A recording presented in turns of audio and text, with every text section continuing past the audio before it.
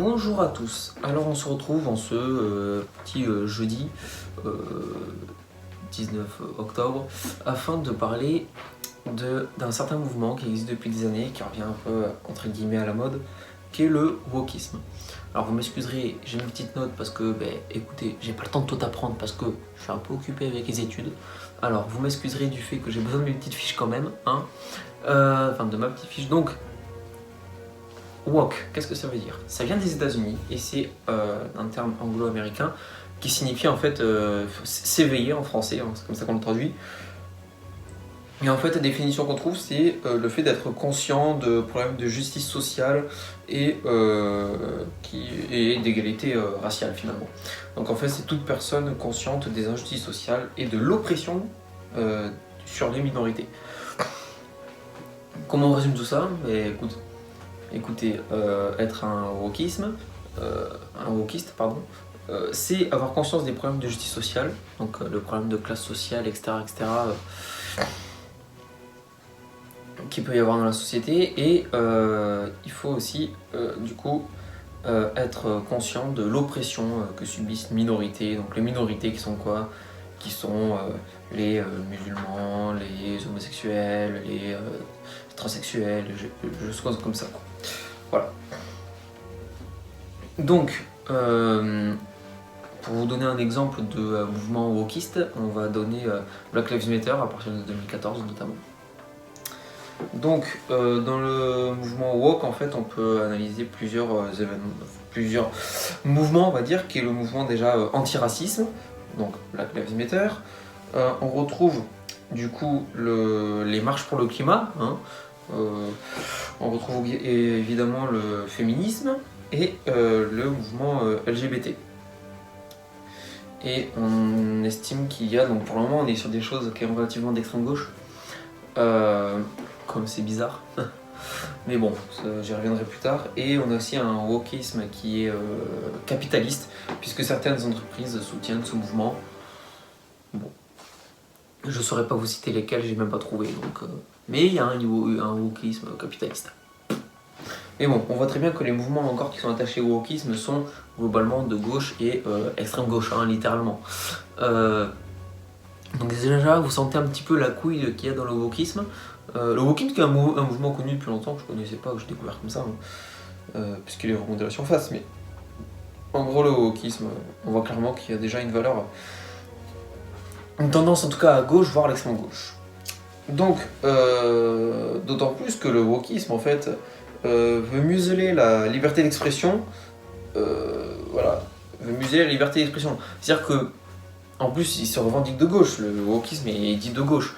Donc en fait, c'est une gauche, un peu à l'image de la Révolution française, qui, un peu à l'image des montagnards qui étaient de gauche, en fait, cherche à faire taire les opposants. Donc là, à l'époque, c'était les Girondins, hein, pendant la Révolution. Là, mais c'est pareil, c'est un peu la droite et l'extrême droite qu'on essaie de faire taire. Parce que on va défendre les minorités, on va défendre les Noirs, les Arabes, les musulmans, enfin, oui, les musulmans, les homosexuels, les transsexuels, voilà, globalement c'est ça. Donc déjà, il y a un premier problème là-dedans. Donc, ok,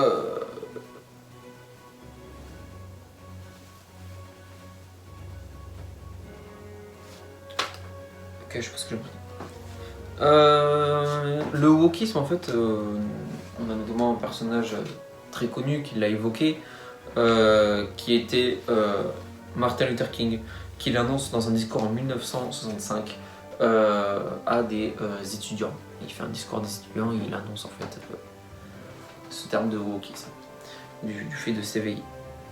Il y a un retour du wokisme en 2012 sur Twitter notamment, et en 2016, le wokisme en fait c'est se revendiquer conscient. Donc je termine juste sur un dernier point, que le wokisme est un retour de la gauche, hein. On peut dire que c'est un retour de la gauche. Ok, maintenant que je vous ai présenté tout ça, on va analyser un petit peu ce mouvement.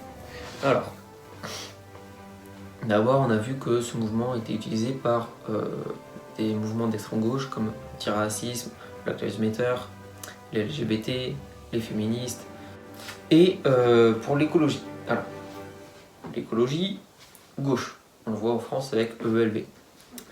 Extrême gauche, on le voit avec quoi?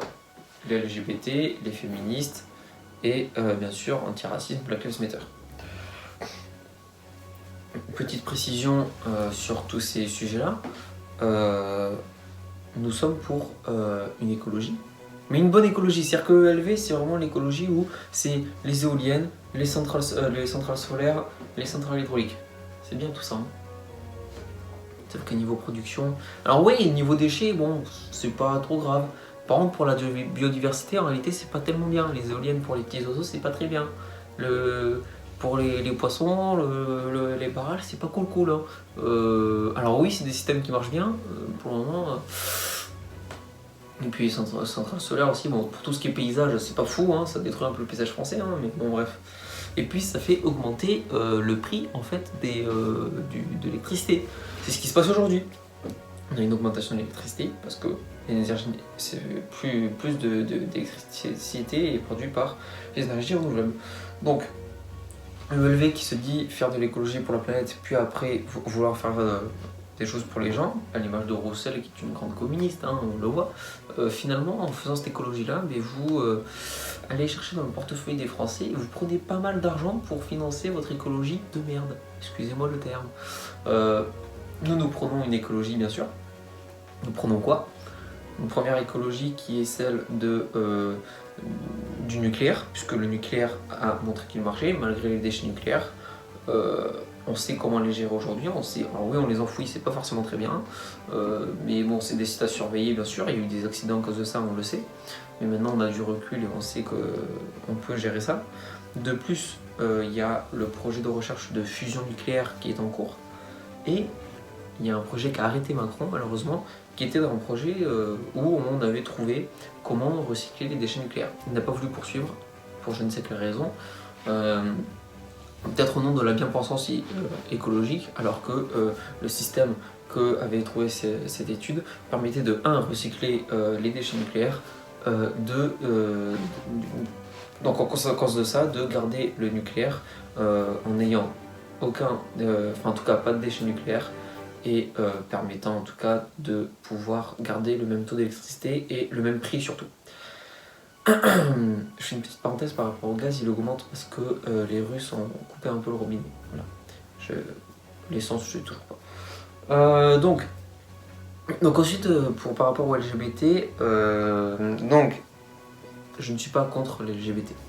Je suis pour les LGBT légitimistes et les premiers LGBT qui réclamaient juste qu'ils soient reconnus. Aucun souci avec ça. Aujourd'hui, on a des LGBT extrémistes.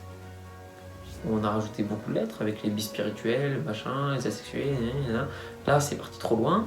Quand je vois que dans les établissements scolaires, on est en train de faire des campagnes de sensibilisation par rapport à ça, je me dis, c'est chaud là. Là, ça fait peur. Je me dis, on arrive à un niveau où on essaie d'endoctriner les élèves et de leur dire, défendez les LGBT, soyez LGBT. Je me dis, il y a un peu... Moi, je sais que j'ai refusé de mettre au lycée un bracelet montrant mon soutien aux LGBT. J'ai refusé de le mettre et bien, ça m'a valu des insultes et de me faire largement juger. Après, moi, personnellement, je m'en fous. Mais ça montre quand même qu'il y a un certain climat de tension. Et ça a été pareil avec des collègues qui l'ont refusé quand on leur a proposé. Bon. Avec des personnes qui sont pas très bien mentalement, ça peut très bien éclater en bagarre de suite. Bon. Mais en tout cas, on voit très bien que c'est encore des mouvements d'extrême gauche. Pareil pour Black Lives Matter, je ne suis absolument pas raciste. Mon faciès montre que je ne peux pas être raciste dans une certaine mesure. Mais c'est juste pour dire que je ne suis pas raciste. C'est juste que je trouve que Black Lives Matter est un mouvement qui est parti trop loin. Ce mouvement s'est revendiqué de déboulonner certaines statues de grands héros de l'histoire de France. Donc, personne, un minimum amoureux de la France, ne peut dire que ce qu'ils ont fait est bien. Hein. Colbert, c'est un grand personnage de l'histoire de France. Faire ce qu'on veut sur Code Noir, qui a en réalité amélioré les conditions des Noirs puisqu'il l'a réglementé, mais pareil pour Napoléon Ier, mais bref. C'est un débat historique, ça qu'il faudrait avoir avec des vrais historiens. Moi je vous parle avec les petites connaissances que j'ai, clairement voilà. Donc déjà il y a erreur sur la personne. Bon bref. En tout cas on voit très bien que le wokisme en fait c'est clairement attaché à des mouvements d'extrême gauche. Ça c'est... on peut pas retirer ça. Ensuite, Martin Luther King l'utilise dans un discours. Ça aussi, c'est très révélateur de l'idéologie qui est derrière le wokisme. Martin Luther King est un grand personnage que je respecte grandement pour ce qu'il a fait pour les droits des Noirs aux États-Unis, bien sûr. Cependant, Martin Luther King était quand même dans une idéologie assez démocrate, donc qui est l'équivalent ici de la gauche. Donc, une nouvelle preuve que le wokisme vient bien de la gauche. Nouvelle preuve que les États-Unis nous sont néfastes, c'est que c'est un terme anglo-américain et bizarrement ça vient des Américains.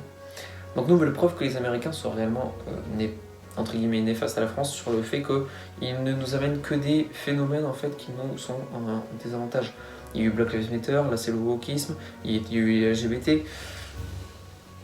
Je me demande où va s'arrêter cette mascarade. Je me demande où va s'arrêter cette mascarade où les États-Unis vont influencer l'Europe jusqu'à refaire venir des mouvements de ce type. Je vous dis, l'avenir fait peur. Donc sur le wokisme, je vous ai présenté rapidement ce que c'était, je vous ai montré une analyse que j'avais dessus. C'est pas une très grosse analyse, je le conçois. Faut dire que le wokisme, c'est quand même vachement moins connu que... Enfin, c'est censé être connu, moi je connaissais pas, donc j'espère avec le peu de culture que j'avais dessus et le peu de recherche que j'ai fait dessus.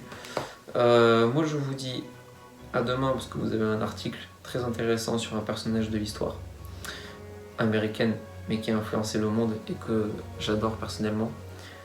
Et ce week-end, vous aurez une vidéo sur la présentation d'un nouveau groupe. Voilà, donc c'est tout pour moi et je vous dis à demain. Au revoir.